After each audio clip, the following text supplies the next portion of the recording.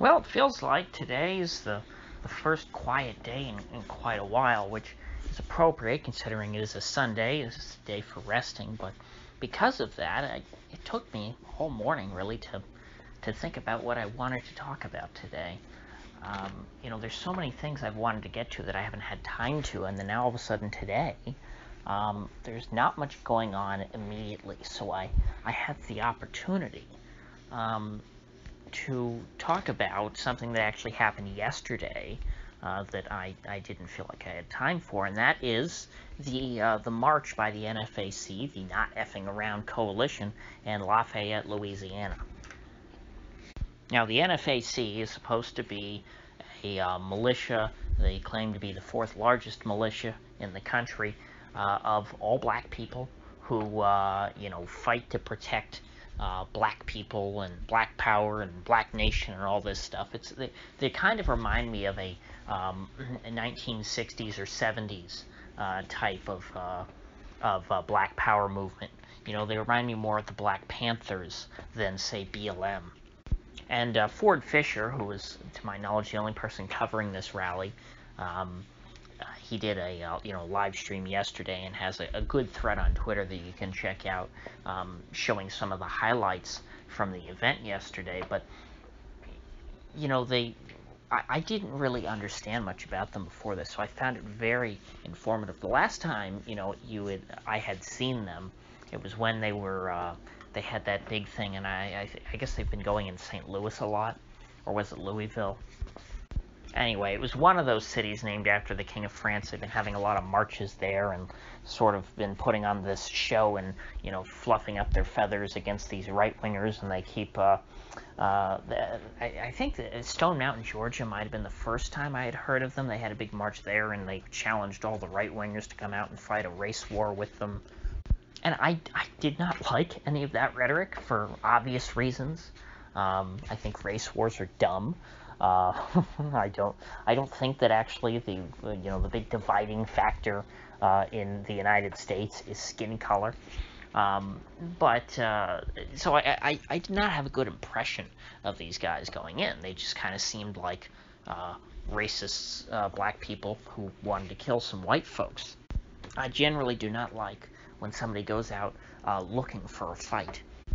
Yesterday, they were a bit more, I guess, productive in their rhetoric. They seemed a bit more positive, I guess is how you would look at it. They were no less racist. They certainly, they're certainly all about black people. They've made that abundantly clear that they want to fight for the black nation, and they want to arm up to defend black people.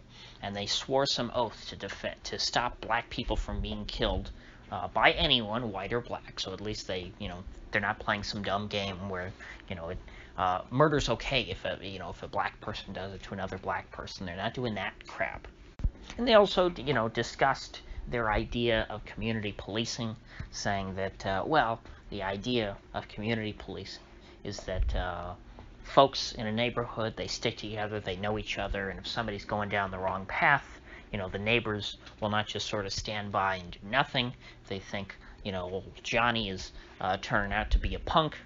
They're going to say something to his parents. They're going to set him straight if he tries to start a fight with somebody. They're not just going to, try and call in, the police and have the cops break up a fight and end up shooting somebody.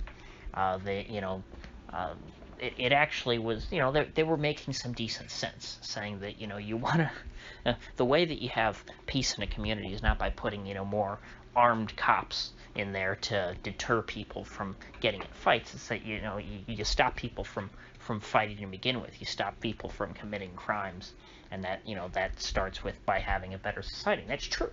If you look at a lot of these, they always say, oh my gosh, what does defunding the police look like? And then AOC says, well, it just looks like the suburbs. Well, you know why they don't have as many cops in the suburbs, per square mile? It's that not only because the population density is less, but because people commit less crimes. People have less incentive to commit crimes. People are not as motivated to commit crimes, and there's reasons for that. And what these guys were saying essentially is that, we need to try and essentially build a community where people aren't criminals.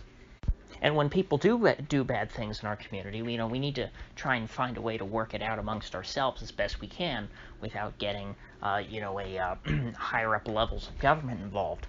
This all sounds, to me, very inoffensive and positive. In fact, it's a very different message than going out and saying, hey, white militia members, where you at? Here we are.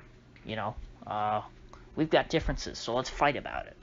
In fact, there was one speaker there who was kind of funny. He had, I haven't seen one of these in years, but he had a 100-round AK mag, and it wasn't a drum mag. It was a normal steel AK magazine. Where I believe that I can't remember if some importer made these or if there was some ridiculous Eastern Bloc country that actually tried to produce these.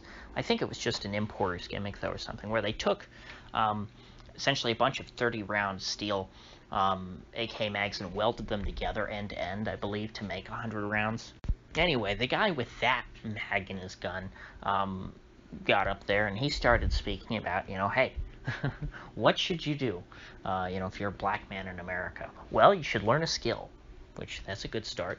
Skilled labor makes more money than unskilled labor. And if you can, start your own business. And hire your neighbors if you can. If you've got a felony on your record, don't commit any more felonies. Make your money, in a legitimate way. And if you've got a nonviolent felony, he said you should get a lawyer to try and get them expunged so you can buy guns, which I think is a very good thing. I'm very much in favor of people who have committed crimes and done their time being able to buy guns. I think it's ridiculous that we take away a constitutional right from someone for their entire life just because they might have made a mistake in the past. Now, of course, you can say, well, there are certain things that are not mistakes, that people are bad if there's some kind of serial rapist or something like that. But, constitutional right is a constitutional right. So I appreciate this guy making that statement, saying, hey, got a nonviolent felony, try and get it worked out, hire a good lawyer so you can buy guns and get your rights back. That's a positive message. He was preaching redemption, essentially. Saying, folks, hey, you might have done some bad things in the past. You might have had some run-ins with the law. You might have grown up in a bad neighborhood, but there are things you can do to better yourself. And these are actionable things. He was not up there preaching about some vague white demon who was keeping all the black people down and forcing them never to succeed. And that, if you're a black person, you can never get anywhere in America. That wasn't their message from what I heard. It seemed like they were saying, hey, we think that America is really racist and the stack is stacked against us black people. We can still overcome that. We just have to work harder. That seemed to be their message. That yes, America was never great if you're a black person, but that doesn't mean that your life can't be great. Your individual life in this country can still be good, even if we think that America overall is a bad place for us. And this very much seems reminiscent, like I said, of the old Black Power movements of the 60s and 70s.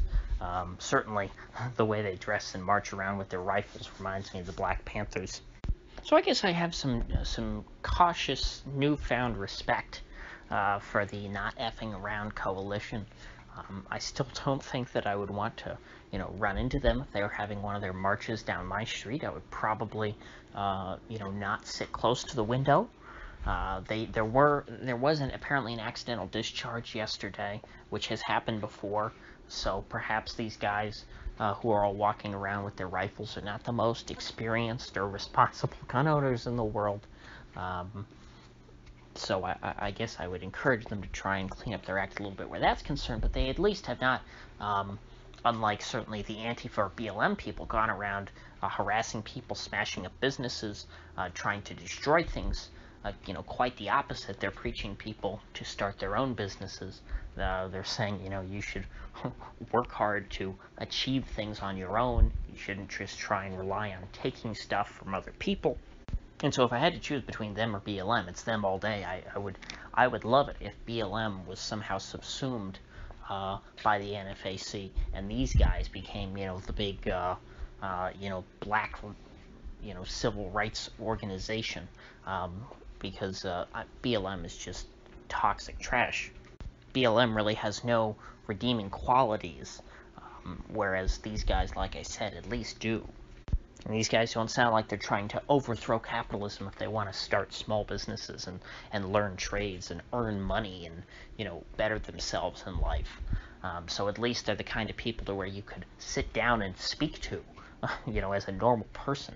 The BLM people are, white or black, are completely deranged. So with that said, I guess I'll try and keep an eye on these guys in the future to see what else they do.